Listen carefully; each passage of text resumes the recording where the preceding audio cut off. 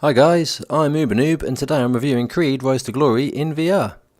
Creed Rise to Glory was released in late 2018 by LA-based developer Survios. Survios released Sprint Vector at the start of the year, Electronauts in the summer of this year, Raw Data back in 2016, and have now brought us Creed Rise to Glory across all major VR platforms.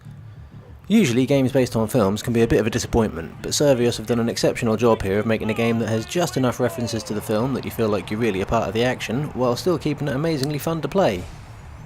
In the game, you get to play the role of Adonis Hollywood Creed, son of Apollo Creed, and get to fight against 6 professional boxers. Luke Scraps O'Grady,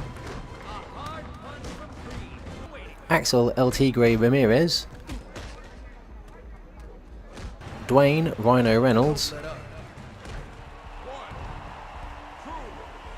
Leo the Lion Sperino, Pretty Ricky Conlon, and finally Bobby the Operator Nash.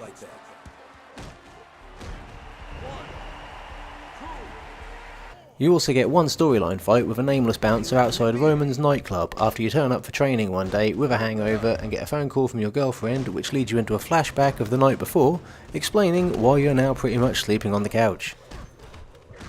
The game features Survios' newest VR innovation, PMT. Nope, not that PMT, Phantom Melee technology, which is designed to make you truly feel the impact of melee combat. Before each fight, you undergo a training session which determines how much stamina Adonis is going to have in the ring for the following fight. Stamina is used in the game to work out how many punches you can throw in combination until you have to hold your hand still, preferably while blocking, before you can unleash another flurry of blows. I personally really like this mechanic of the game since it helps moderate the combat in the story mode as well as balancing out the PvP mode a little bit as well.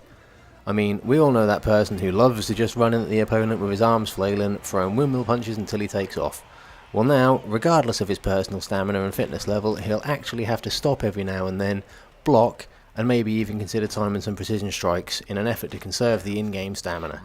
This is especially good now that Survios have also patched one of the main flaws PvP used to have, which was the Hammer Fist, where players could basically smash you on the top of the head straight over the top of your guard, making all windmill fighters absolute gods. After your first few fights and training sessions, you finally get to train with the legendary Rocky Balboa. The voice actor has actually done a really good job here, and Stallone officially allowed his image to be used for the game, so he really looks the part as well. Rocky quickly puts you through your paces with several different training exercises. There's the treadmill, using a running style Survios mastered while making Sprint Vector, where you only need your arms to run. The dodge double bag, which rapidly teaches you to dodge incoming balls or end up looking like an unintentional Miley Cyrus meme. The directional double bag, which only ever taught me why I should have gone to Specsavers. The flurry bag and focus dummy, helping you to master your inner Friday Night Ninja. The reaction bag and combo dummy, the windmill ninja's worst nightmare.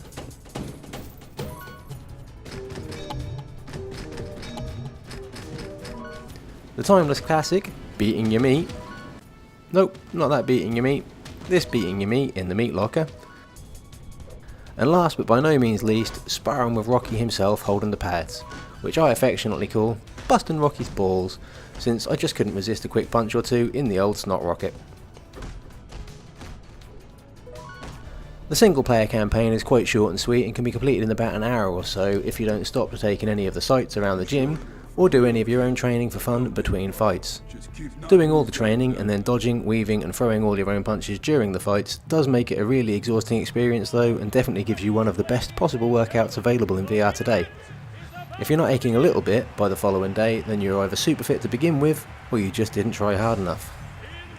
One of the best things about this title is, even though you're free to move around your play area and dodge and weave as much as you'd like, I still didn't end up crashing into the walls around me like I've done in plenty of other VR titles.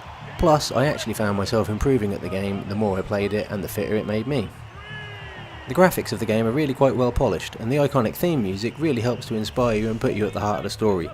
Together, the music, the scale of the opponents, and the details of the venues you fight in really give you that immersive experience we all want so much from our VR games. Survios even went so far as to give you an entire in-game body, rather than just a pair of gloves. This can often be a massive risk in VR, but here it works really well. Admittedly, the legs beneath you can sometimes be a little bit all over the place, kind of like that 2 AM Saturday night feeling, but it's still nice to know they're there if you need them.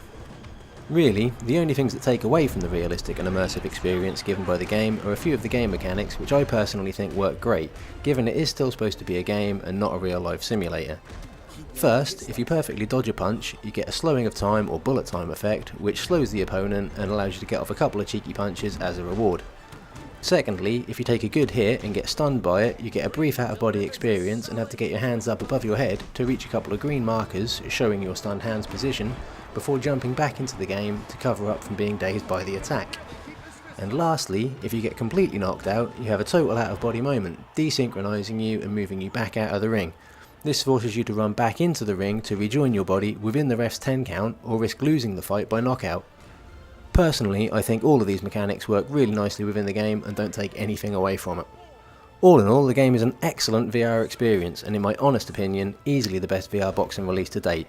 It'll have you sweating, swearing and laughing again in no time, so if you've got any of the main VR platforms available today, I'd definitely recommend picking this one up, and if you don't have VR already, this might even be a title worth getting a VR setup for.